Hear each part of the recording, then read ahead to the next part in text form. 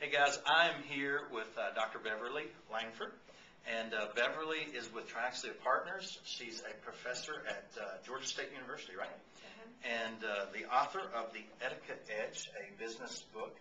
And but we've had opportunity today to spend the day together and just talking about DiSC assessment, DiSC profiles, personality assessment, and which, you know, if you guys know me, you know I'm a huge fan of DiSC profiles. But Beverly, she's really an expert at it. So if you would share a little bit about the history of DiSC. Well, DiSC came about primarily the work of a Columbia University professor in the 20s by the name of Dr. William Marston. And Dr. Marston was interested in what makes just your average person A, so different from average person B. And he wrote a book called The Emotions of Normal People, in which he looked at the general categories of personality that we see in each other.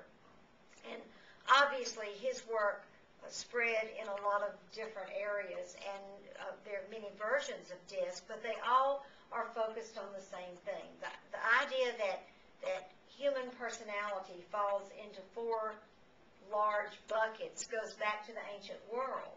So there's a lot of background and validity to it, and he said that if we understand, first of all, ourselves, because leadership begins with self-awareness. If we understand ourselves first, then that gives us a baseline to understand others, and the more that we can understand others, the more we are able to interact more successfully.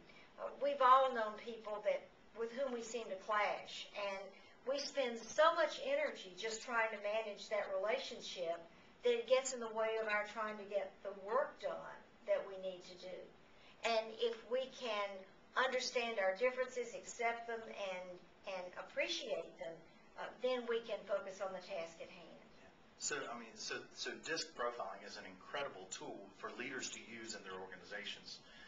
Do you ever find leaders that resist it, and why? Well, some people, when you start talking about personality assessments, they begin to get a little nervous. Is this am I going to find out something, or is somebody else going to find something out about me that I didn't want them to know?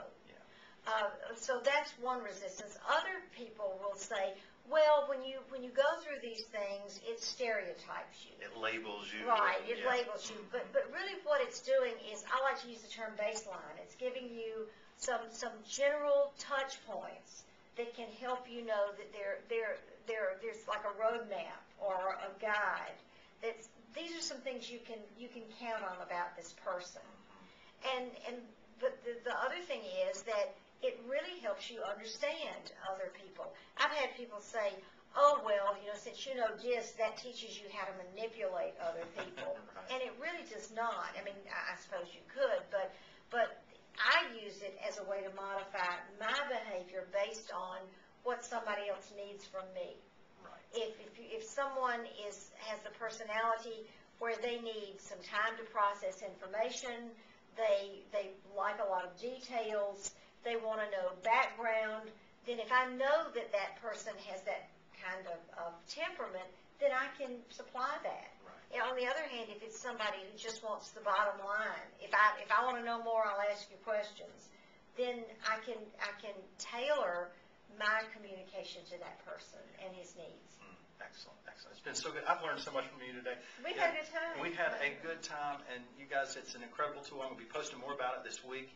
But, you know, if you're a leader, this is a great tool to help you, and that's what I learned from you today, to help identify how people handle stress, how they make decisions, how they communicate, and a whole lot more.